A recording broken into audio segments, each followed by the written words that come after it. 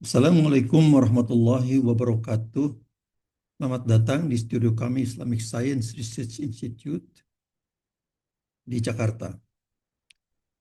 Kali ini saya akan memproduksi video pendek saja karena eh, karena isu yang berkembang sangat heboh. Hari-hari ini dunia maya kita heboh dengan pencabutan pernyataan Profesor Sofyan Effendi tentang status ijazah Pak Jokowi yang beliau lakukan hanya dalam kurun waktu sekitar 24 jam saja. Eh, Berikut ini saya ingin berbagi tentang perkenalan saya dengan Profesor Sofyan Effendi beberapa puluh tahun yang lalu. Itulah sebabnya judul video saya kali ini adalah Profesor Sofyan Effendi yang saya kenal. Pertama kali sekitar 43 tahun lalu pada Juni 1982, tiga orang ibu-ibu muda di Yogyakarta berniat untuk menyusul suami-suami mereka yang sedang eh, berjuang belajar kuliah di Amerika Serikat.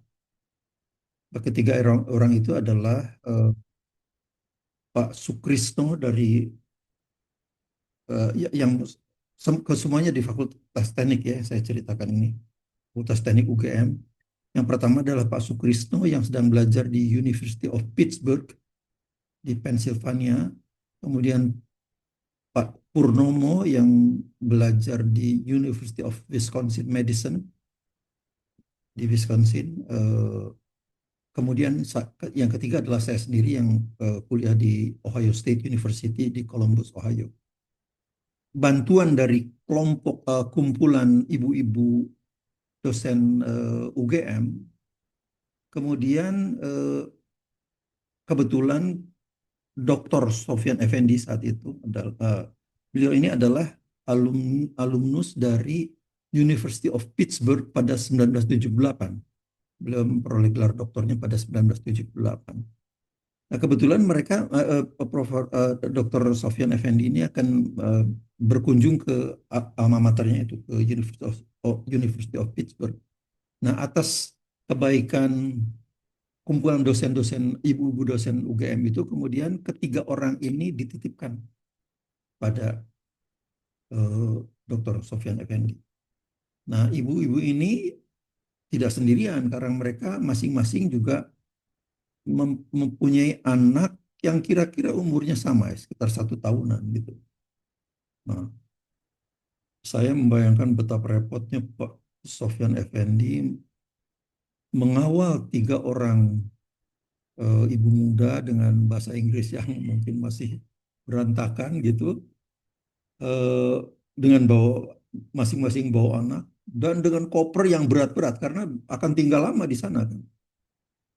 Sampai ada kelakar Pak Sofyan Effendi pada ibu-ibu itu, ini ibu-ibu ini bawa besi atau gimana ini katanya. Dia, nah, tapi rupanya rahasianya adalah di antaranya istri saya tuh bawa barang semacam cobek, cobek batu ya. Karena ada mitos bahwa sambal yang dibuat eh, tidak diracik dengan menggunakan cobek batu itu dianggap kurang nikmat gitu. Jadi memang luar biasa sekali. Jadi kami apa tuh teman-teman bertiga kami bertiga dengan teman-teman ini dengan keluarga tentu saja kami sangat berterima kasih sekali dengan pertolongan Pak Sofyan Effendi ini. Nah, sampai di Pittsburgh kemudian Pak Purnomo menjemputnya dari Madison, tapi saya kemudian baru sehari kemudian saya menjemput istri dan anak saya dari Columbus, Ohio. Oke. Kemudian persinggungan saya dengan Dr. Sofyan Effendi terjadi lagi pada ketika saya sudah pulang dari University College London. Saya karena gini, waktu S2 saya di Ohio State University, tapi karena pembimbing saya kemudian pindah, profesor saya gitu, sehingga saya akhirnya memutuskan untuk pindah ke University College London di London. Jadi saya pulang dari London itu pada awal 88. Nah, ketika kami pulang, ada sebuah peraturan Menteri Pendidikan dan Kebudayaan, yaitu Profesor Fuad Hasan yang menjabat pada 1980 sampai 85 saya kira, yang sangat merugikan perhitungan kredit poin bagi eh, dosen-dosen muda yang baru lulus dari luar negeri ini. Seharusnya dengan eh, memperoleh gelar S2 dan S3 itu kami diganjar dengan eh, kredit poin sebesar 150 kredit.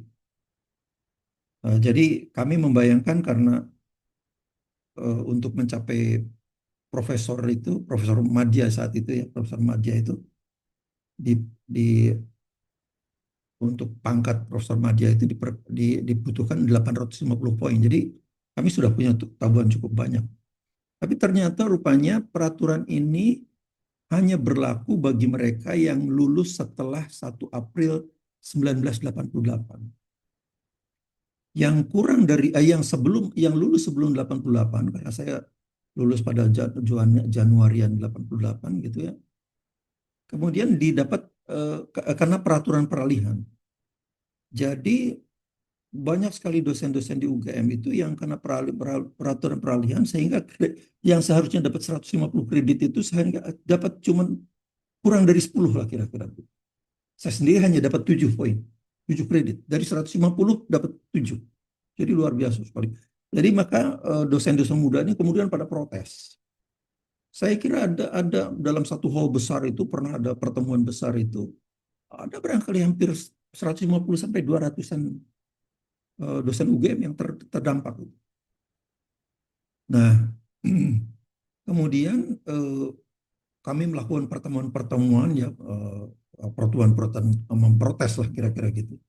Nah, ada kelompok kecil yang kami menamakan kelompok itu The Young Turks, yaitu meminjam nama sebuah koalisi eh, koalisi pembangkang lah pada eh, yang memprotes kebijakan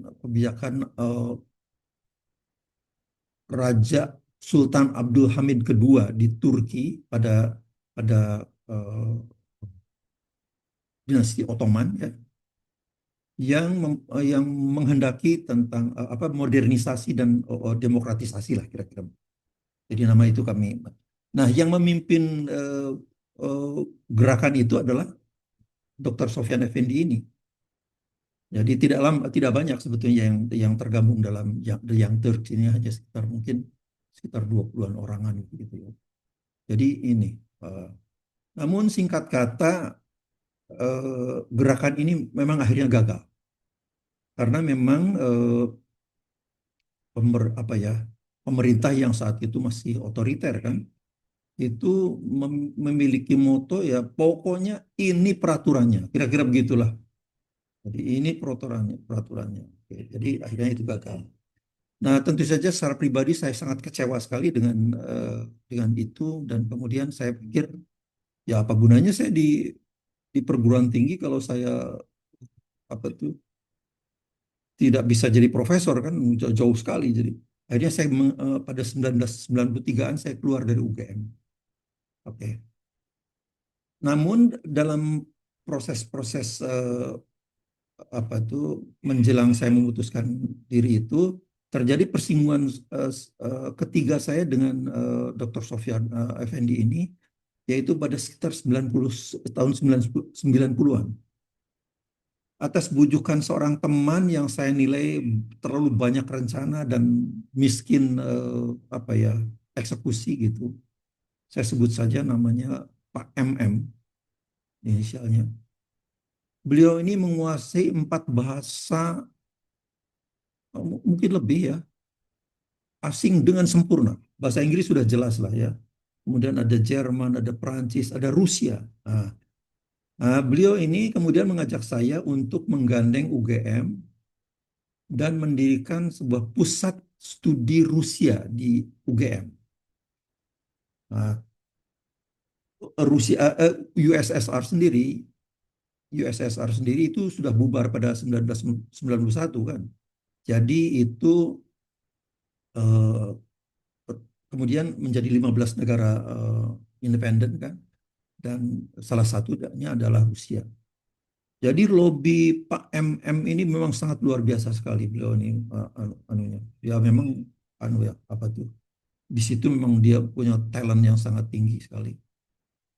Beliau kemudian bisa mengajak eh, Dr. Sofyan Effendi yang saat itu sebagai wakil rektor hubungan internasional di UGM bersama dengan saya, jadi kami bertiga bertemu dengan duta besar Rusia di Jakarta.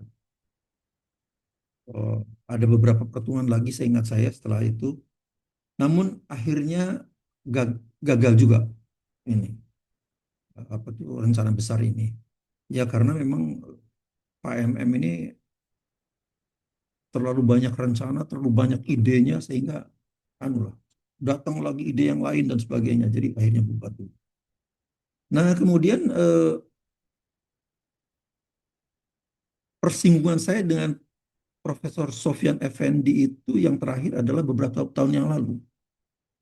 Eh, dalam perjalanan dari Yogyakarta ke Jakarta di pesawat, saya bertemu beliau. Kemudian saya menyapa, tapi rupanya beliau sudah agak lupa dengan saya rupanya. Kemudian saya ceritakan tentang peristiwa-peristiwa di atas, tentang bagaimana beliau mengawal istri saya dari Yogyakarta ke Pittsburgh, kemudian dan sebagainya gitu. Kemudian saya ceritakan juga tentang The Young Turks itu. Di beliau baru ingat.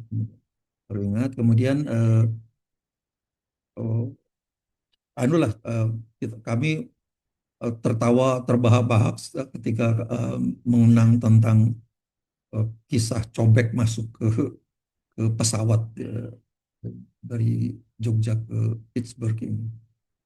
Nah, eh, beliau kemudian tanya, gimana anaknya itu sekarang di mana? Saya suruh kemudian ceritakan bahwa saya akhirnya punya tiga anak, dan anak yang pertama yang dulu ikut ke Pittsburgh itu sekarang sudah tinggal di Jerman, S3-nya dari National University of Singapore dan sekarang menjadi peneliti di Jerman.